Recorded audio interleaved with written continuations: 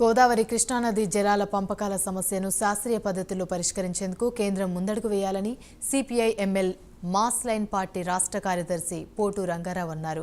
ఖమ్మం రామనరసయ్య విజ్ఞాన కేంద్రంలో ఆయన మీడియాతో మాట్లాడుతూ తెలంగాణ రాష్ట్రంలో కృష్ణా జలాల విషయంలో ప్రజలను రెచ్చగొట్టే ప్రయత్నం జరుగుతుందన్నారు.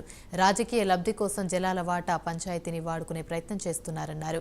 బీఆర్ఎస్ అధికార దాహంతో వెంపర్లాడుతుందని, కాంగ్రెస్ కూడా దూకుడుగా వెళ్తోందని చెప్పారు. ఇక తమ 3 పార్టీలు కలిసి మాస్ లైన్గా ఏర్పడ్డామని, దాని పేరు సిపిఐ ఎంఎల్ మాస్ లైన్గా తెలిపారు.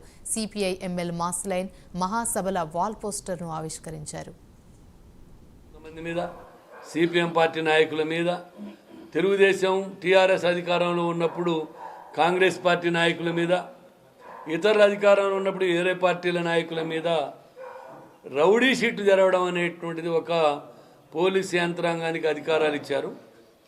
అందుకని రాజకీయ కార్యకలాపాల్లో పాల్గొన్నటువంటి వాళ్ళని, ధర్నాలు చేసిన వాళ్ళని, మంత్రుల సభల్లో నినాదాలు చేసినటువంటి వాళ్ళని, ఉద్యమాల కోసం పోరాడినటువంటి వాళ్ళని, తెలంగాణ కోసం కూడా కొట్లాడిన వాళ్ళని, తెలంగాణ వచ్చిన తర్వాత ధర్నా చౌకులు, అదేవిధంగా ప్రజాస్వామ్య హక్కుల కోసం పోరాడిన వారిని, లేదు ప్రతిపక్షాలు అధికార పార్టీ నేతల్ని అనేక సమస్యల మీద ప్రశ్నించినటువంటి వాళ్ళ మీద రౌడీ షీట్ పెట్టి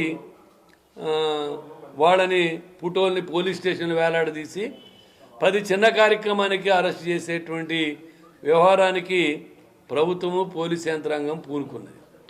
మరి ఇంకా గిట్టకుండా ఉద్యమకారులుగా, తీవ్రమైనటువంటి ఉద్యమకారులుగా ఉన్నటువంటి వాళ్ళ మీద ఊపా కేసులు పెట్టి సంవత్సరాల తరబడి జైల్లో ఉన్నటువంటి వాడు. సిపిఐ పార్టీ నాయకులు కొంతమంది మీద, సిపిఎం పార్టీ